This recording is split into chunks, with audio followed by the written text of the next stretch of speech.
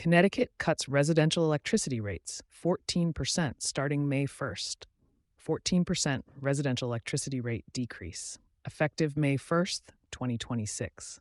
Connecticut's utility regulator has approved lower rates for Eversource and United Illuminating customers, with the savings traced directly to nuclear energy contracts negotiated years before the current period of elevated energy prices. The Connecticut Public Utilities Regulatory Authority, PURA, issued interim decisions this morning in dockets 260103 and 260104, approving rate decreases for Eversource Energy and United Illuminating customers effective May 1st, 2026.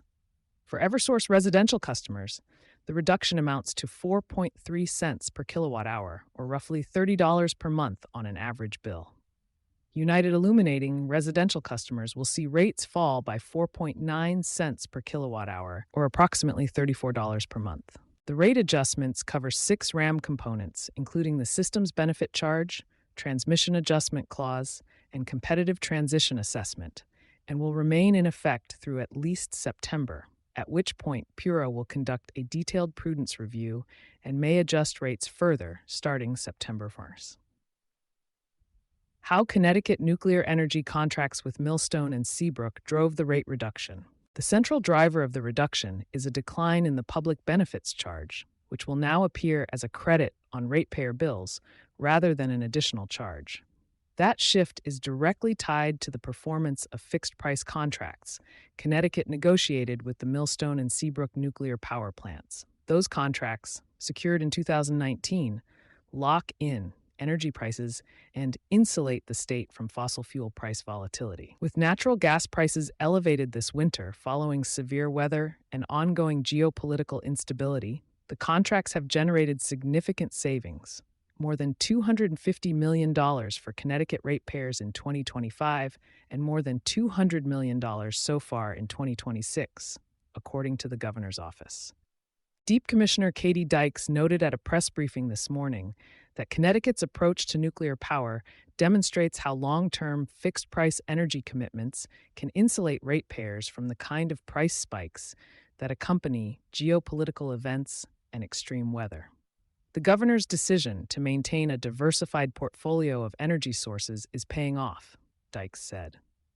How Connecticut Public Act 25-173 contributed to lower public benefits charges. Legislation signed into law last year, Public Act 25-173, Senate Bill 4, contributed additional reductions.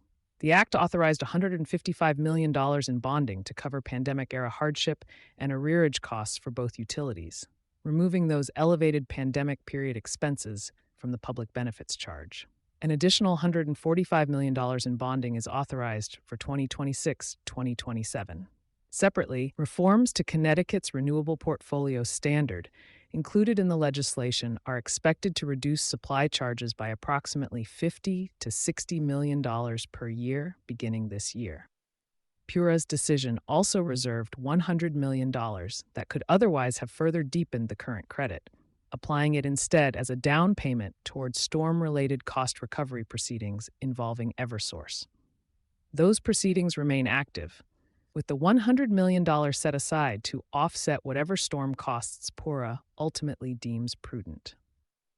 What the Connecticut rate decision means for commercial and industrial energy customers. The decision addresses residential rates specifically, but the dynamics at work, fixed-price nuclear contracts outperforming volatile spot markets, legislative bonding to spread one-time cost spikes over time, and tightened oversight of utility transmission investment are relevant to commercial and industrial customers as well. Connecticut's RPS reforms are generating supply-side savings that affect all customer classes, and the transmission oversight provisions in Public Act 25-173 are expected to deliver approximately $5 million in savings this year, with other regional states reportedly adopting similar approaches. The Revolution Wind offshore project, now operational, is expected to add further rate stability.